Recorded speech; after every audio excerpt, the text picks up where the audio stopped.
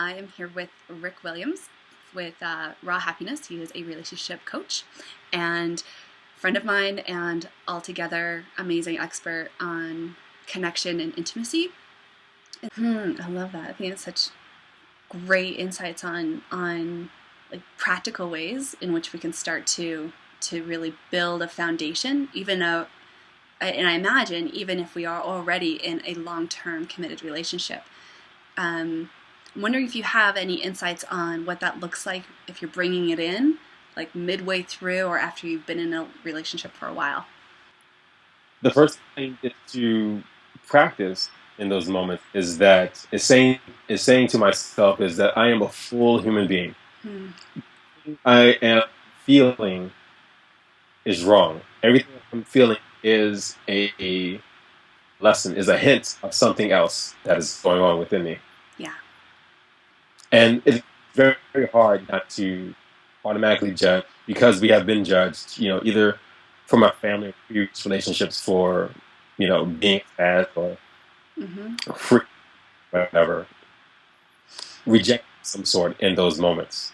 Hmm. And that's what we're kind of what we program those experiences in ourselves to feel. So, like, when I, as a man, start to feel messy or feeling not at my strength or weak, you know, I could easily go down the line of when I'm this way, I will be rejected by every woman I know.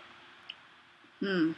Wow. That, instead of, owning where I am and how I am and that my experiences out Hmm.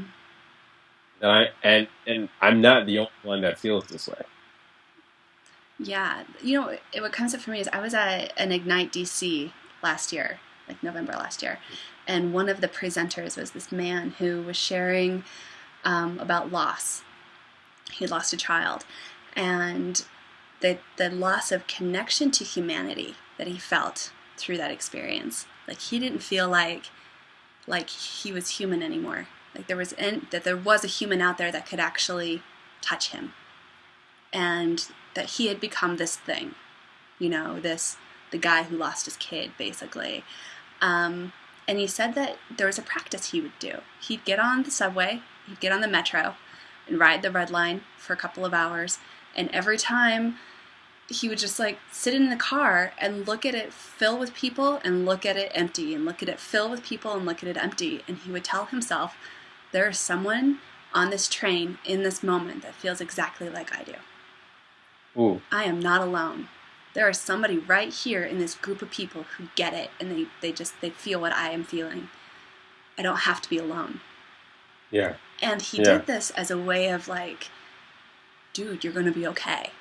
And I imagine that when we get to that place in our lives where we're looking at our partner and we're just kind of like, I hurt bad and I need you.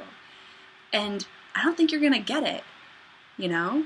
Hmm. That it's so essential to come to a place to be like, okay, I hurt.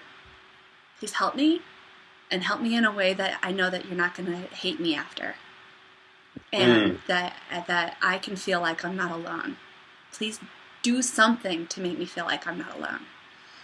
Ooh. It's so important. And the strength of that vulnerability Mm, is where love can come in. yeah, yeah. I had a conversation with my partner this past week where I was like dealing with some sadness, and uh, and he's far away on business, and he Skypes me, gets on the Skype, and I'm crying. I'm a mess. I'm disgusting, and that's not usually how I want to be seen. And he just sits there, and he's just kind of like, I want you to know that this vulnerability that you're sharing with me is important to me, and that I want you to bring all of this, and Mm. that I'm not here trying to fix you. I just want to be here with you, so you're not by yourself, and just feel that emotion. And he was That was just perfect. giving me permission. So what's cool is that what I learned from that is that one, I can be messy with him and trust that, but also that he's going to come on the other side of things. So I'm wondering that not only do we ask for that container with our partner, but we can give that container as well. Like if we see our partner being emotional or upset or something's going on, you can be like, you know what? I really welcome your vulnerability. And I really welcome, like, in a very safe place, to look at what's going on inside of you because I care about you so much. And I'm gonna tell you right now that I'm not gonna judge you and I'm not going to leave you, and there's nothing you could possibly say that will make me not love you. And can you trust me to have this conversation with you?